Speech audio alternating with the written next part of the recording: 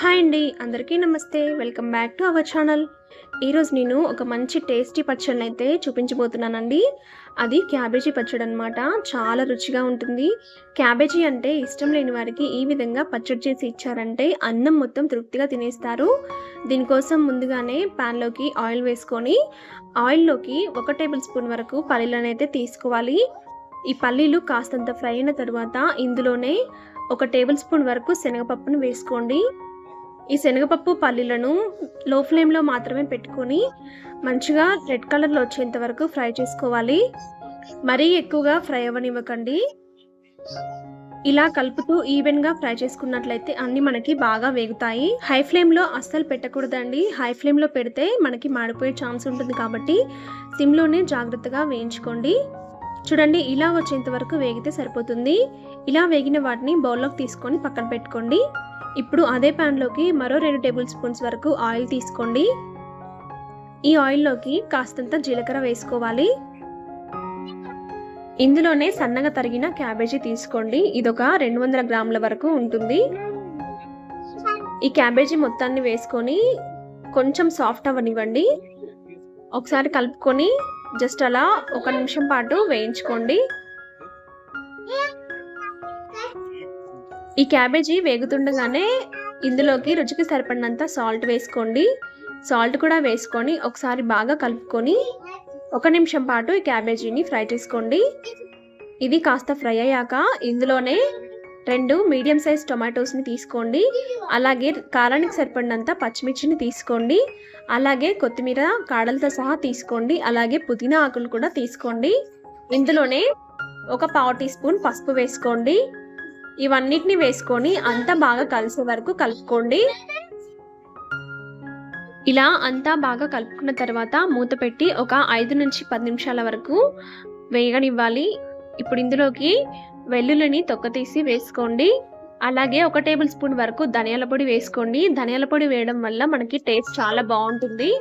మీరు ధనియాల పొడి లేకపోతే ధనియాలైనా మనం పల్లీలు వేయించినప్పుడు వేసుకోవచ్చు అండి. చాలా రుచిగా ఉంటాయి. చూడండి, మనకి అంత బాగా వేగిపోయింది. ఇప్పుడు స్టవ్ ఆఫ్ చేసుకోండి. కాసేపు చల్లారనివ్వండి. ఇది చల్లారే లోపు మనం మిక్సీ జార్లోకి ముందుగా వేయించుకున్న పల్లీలు శనగపప్పుని మిక్సీ పట్టుకోవాలి. చూడండి, ఈ విధంగా పొడిలాగా పట్టుకోవాలి. ఇప్పుడు ఇందులోకి మనం వేయించుకున్న క్యాబేజ్ని ఇలా వేసుకోండి. ఇప్పుడు దీన్ని చూడండి, ఈ విధంగా పేస్ట్ లాగా చేసుకోవాలి. మరీ మెత్తగా చేసుకోకండి. దీన్ని ఒక బౌల్లోకి తీసుకోండి. క్యాబేజీ మిక్సీ పట్టేప్పుడు డ్రైగా అనిపిస్తే కాస్తంత వాటర్ వేసుకొని మిక్సీ పట్టుకోవచ్చండి. మీకు రోళ్ళు ఉంటే రోట్లోనైనా దంచుకోవచ్చు. చూడండి, ఇప్పుడు పోపు వేసుకుందాము. ఒక ప్యాన్లోకి ఆయిల్ తీసుకొని ఆయిల్లోకి మనం పోపు గింజలన్నింటినీ వేసుకోవాలి. అలాగే కొంచెం ఎండుమిర్చి కూడా వేసుకోవాలి. ఆవాలు, జీలకర్ర, శనగపప్పు, మినపప్పు, ఎండుమిర్చి వేసాను. అలాగే కరివేపాకు కూడా వేసుకోవాలి. ఇవన్నీ బాగా వేగాలండి. మనం ఎప్పుడు పోపు వేసుకున్నా సిమ్లో పెట్టి మాత్రమే పోపు వేసుకోవాలండి. అప్పుడే పోపు మనకి సరిగ్గా వస్తుంది. చూడండి, మనకి బాగా వేగిపోయింది. ఇలా వేగిన దాన్ని పచ్చడిలోకి తీసుకుంటే రుచికరమైన క్యాబేజీ పచ్చడి రెడీ. చాలా రుచిగా ఉంటుందండి. చాలా అంటే చాలా బాగుంటుంది. వేడి అన్నంలోకి వేసుకొని తినండి, అద్భుతంగా ఉంటుంది. అన్నం మొత్తం దీంతోనే తినేస్తారు.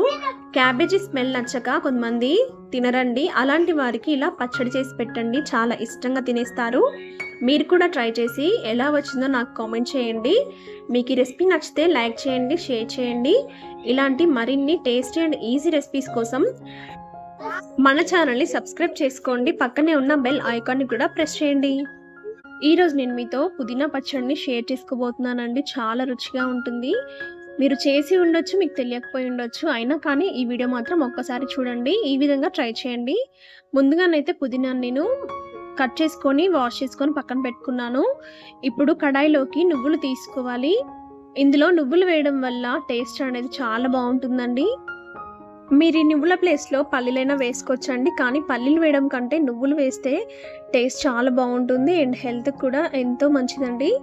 ఈ నువ్వులు ఫ్రై అయిన తర్వాత బౌల్లోకి తీసి పక్కన పెట్టుకోండి. ఇప్పుడు అదే కడాయిలోకి 1 టేబుల్ స్పూన్ వరకు ఆయిల్ని తీసుకోవాలి. ఈ ఆయిల్లో కారానికి తగినట్లుగా పచ్చిమిర్చిని ఇలా తుంచి వేసుకోండి. ఇలా తుంచి వేసుకోవడం వల్ల మనకి పచ్చిమిర్చి అనేవి వేగేటప్పుడు పేలకుండా ఉంటాయండి. లేదంటే ఫట్ ఫట్ మని పగిలిపోయి మనకి ఆయిల్ అనేది మీద పడిపోతుంది. సో జాగ్రత్తగా వేయించుకోండి. ఇవి బాగా వేగిన తర్వాత వీటిని కూడా తీసి పక్కన పెట్టుకోండి. మళ్ళీ అదే కడాయిలోకి ఆయిల్ వేసుకొని ఇందులోనే టమాటా ముక్కలు ఒక 2 ఇలా కట్ చేసుకొని వేసుకోండి. ఇందులోనే చింతపండు కొంచెం వేసుకోండి. ఈ టమాటాలు అనేవి కొంచెం సాఫ్ట్ అయ్యేలాగా వేగితే సరిపోతుందండి. మరీ కర్రీలాగా మెత్తగా అవ్వాల్సిన అవసరం లేదు. చూడండి, ఈ విధంగా వేగినట్లయితే సరిపోతుంది. ఇలా వేగిన తర్వాత వీటిని కూడా తీసుకొని పక్కన పెట్టుకోండి.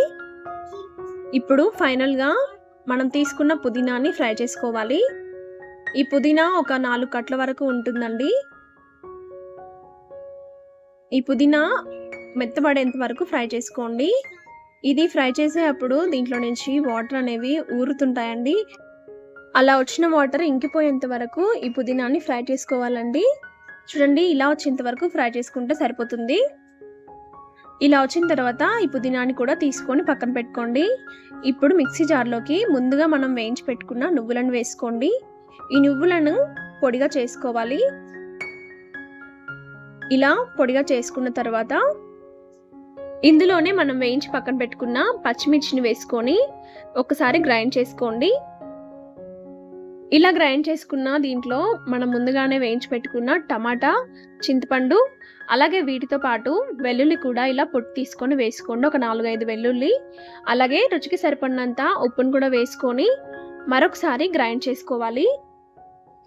చూడండి, ఇలా గ్రైండ్ చేసుకోవాలి.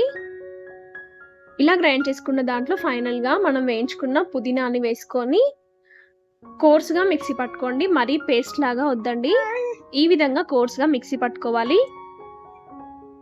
ఇలా పట్టుకుంటే టేస్ట్ అనేది చాలా బాగుంటుందండి. ఇలా పట్టుకున్న దాన్ని ఒక బౌల్లోకి తీసుకొని పక్కన పెట్టుకోండి.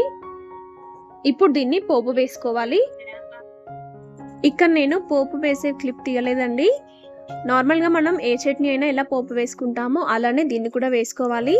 కడాయిలోకి కొంచెం ఆయిల్ తీసుకొని అందులోనే శనగపప్పు, మినపప్పు, కొంచెం జీలకర్ర, ఆవాలు, కొంచెం ఎండుమిర్చి, అలాగే కరివేపాకు కూడా వేసుకొని పోపు అనేది బాగా ఫ్రై అయిన తర్వాత చట్నీలో కలిపేసుకుంటే టేస్టీ పుదీనా చట్నీ రెడీ.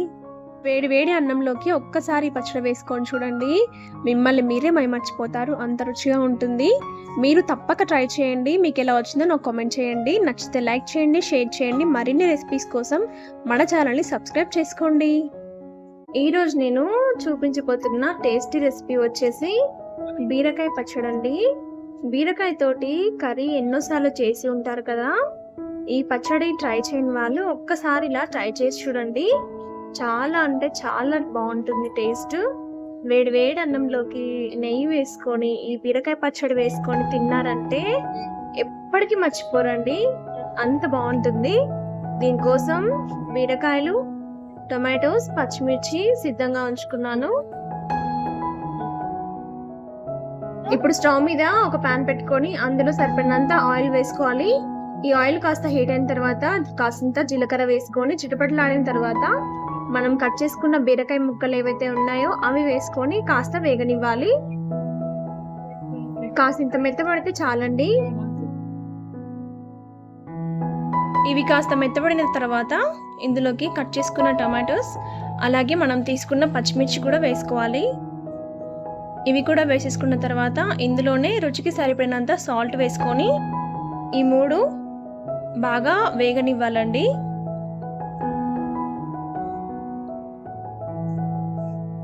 ఒకసారి కలుపుకొని మూత పెట్టుకొని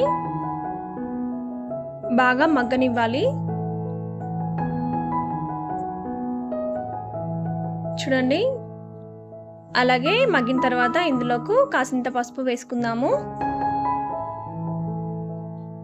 ఈ పసుపు కూడా వేసుకొని ఒకసారి కలుపుకొని మరి కాసింత మగ్గనిద్దాము. ఇదంతా పూర్తిగా మగ్గిన తర్వాత స్టవ్ ఆఫ్ చేసుకొని కాసేపు చల్లారనివ్వాలి. చల్లారిన మిశ్రమాన్ని మిక్సీ జార్లో వేసుకొని గ్రైండ్ చేసుకోవాలండి. కొంచెం కోర్సుగా మిక్సీ పట్టుకోవాలి, మరీ పేస్ట్ లాగా చేయొద్దు. మనకి కొంచెం అక్కడక్కడ బీరకాయ ముక్కలు తగులుతూ ఉంటేనే ఈ పచ్చడి అనేది టేస్ట్ బాగుంటుంది. అంతే, ఎంతో టేస్టీగా ఉండే బీరకాయ పచ్చడి రెడీ. మీరు కూడా ఒకసారి ట్రై చేసి చూడండి. నచ్చితే లైక్ చేసి సబ్స్క్రైబ్ చేసుకోండి. ఈరోజు నేనైతే మీకు ఒక పాతకాలం నాటి పచ్చడిని రుచి చూపించబోతున్నానండి. చాలా రుచిగా ఉంటుంది అండ్ చేయడం కూడా చాలా సింపుల్ అనమాట. ఇది మా డాడీకి ఫేవరెట్ రెసిపీ అండి. మా నానమ్మ మా డాడీకి చేసి పెట్టేదంట. డాడీకి చాలా ఇష్టం కాబట్టి మేము దీనికి డాడీ పచ్చడి అని పేరు పెట్టేసుకున్నాము. మరి మీరు ఈ పచ్చడిని ఏ పేరుతో పిలుస్తారో కామెంట్లో తెలియజేయండి.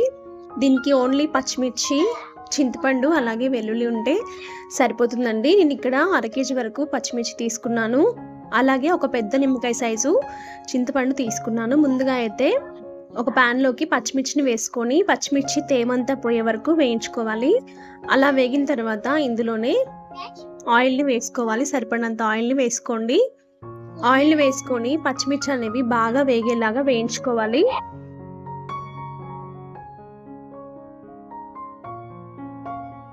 పచ్చిమిర్చి బాగా వేగిన తర్వాత ఇందులోకి మనం తీసుకున్న చింతపండుని ఇలా పచ్చిమిర్చిని దూరంగా జరుపుకొని మధ్యలో వేసుకోండి. చింతపండు కూడా ఆయిల్లో వేగాలన్నమాట. ఇలా వేసుకొని చింతపండు కూడా బాగా వేగేలాగా వేయించుకోండి. వీటిలో మనం ఎక్స్ట్రా ఏం యూజ్ చేయట్లేదండి. ఓన్లీ పచ్చిమిర్చి, చింతపండు అన్నమాట. రుచి మాత్రం చాలా అద్భుతంగా ఉంటుందండి. ఇలా మొత్తాన్ని వేయించుకోవాలి. ఫ్లేమ్ని మీడియంలో పెట్టి బాగా వేయించుకోండి. హై ఫ్లేమ్లో పెడితే మాడే అవకాశం ఉంటుంది కాబట్టి మీడియం ఫ్లేమ్లో మాత్రమే ఉంచుకోవాలి. పచ్చిమిర్చి, చింతపండు రెండు బాగా వేగిన తర్వాత స్టవ్ ఆఫ్ చేసుకొని రోట్లో కానీ మిక్సీలో కానీ వేసి దంచుకోవాలి. మిక్సీలో కంటే రోట్లో వేస్తే టేస్ట్ చాలా బాగుంటుందండి. ఈ 1/2 kg పచ్చిమిర్చికి ఒక 2 గడ్డల వరకు వెల్లుల్లి అయితే పడతాయి. అలాగే నేను ఇక్కడ గల్లుప్పు వేసి దంచుకుంటున్నానండి. మీరు మెత్తటి ఉప్పునైనా యూజ్ చేసుకోవచ్చు. ఇలా ఫస్టే ఉప్పు వేయడం వల్ల మనకు పచ్చిమిర్చి అనేది త్వరగా మెదుగుతుంది. చూడండి, ఈ విధంగా మెత్తగా వచ్చేంత వరకు దంచుకోవాలి. పచ్చిమిర్చి గింజలు కూడా మెత్తగా అయ్యేలాగా దంచుకోండి. అప్పుడే టేస్ట్ బాగుంటుంది. చూడండి, ఇలా అయ్యేంత వరకు దంచుకొని ఒక బౌల్లోకి పక్కన తీసుకోండి. ఇలాగే మొత్తాన్ని దంచుకొని బౌల్లోకి తీసుకోండి. ఇప్పుడు అదే రోట్లోకి మనం వేయించుకున్న చింతపండుని వేసి ఇది కూడా మెత్తగా అయ్యేలాగా దంచుకోవాలి. ఎక్కడ కూడా పీస్ అనేది ఉండకూడదండి. మొత్తం మెత్తటి పేస్ట్ లాగా దంచుకోవాలి. ఇలా మెత్తగా దంచుకున్న తర్వాత దీన్ని మనం ముందుగా దంచి పెట్టుకున్న పచ్చిమిర్చి పేస్ట్లోకి వేసుకోవాలి. ఇప్పుడు అదే రోట్లో మనం తీసుకున్న వెల్లుల్లిని కూడా దంచుకోవాలి. ఇది పొట్టు వేసుకున్నా కూడా బాగుంటాయండి. పొట్టు తీసినా బాగుంటుంది. మీకు ఎలా నచ్చితే అలా వేసుకోవచ్చు. వెల్లుల్లి మొత్తం మెత్తగా అయిన తర్వాత మనం ముందుగా దంచి పెట్టుకున్న పచ్చిమిర్చి, చింతపండు పేస్ట్ని ఇందులో వేసుకొని అంతా బాగా కలిసేలాగా దంచుకోవాలి. ఇలా అంతా బాగా కలిసిన తర్వాత ఒక బౌల్లోకి తీసుకుంటే మనకి టేస్టీ పచ్చడి రెడీ. చాలా బాగుంటుందండి. వేడివేడి అన్నంలోకి ఈ పచ్చడి వేసుకొని నెయ్యి వేసుకొని తింటే అద్భుతంగా ఉంటుంది. ఒక్కసారి ట్రై చేయండి. మీరు కావాలంటే దీన్ని పోపు కూడా వేసుకోవచ్చు. పోపు వేసుకోకపోయినా కూడా అదిరిపోతుంది. నచ్చితే లైక్ చేయండి, షేర్ చేయండి, కామెంట్ చేయండి. ఇలాంటి మరిన్ని రెసిపీస్ కోసం సబ్స్క్రైబ్ చేసుకోండి.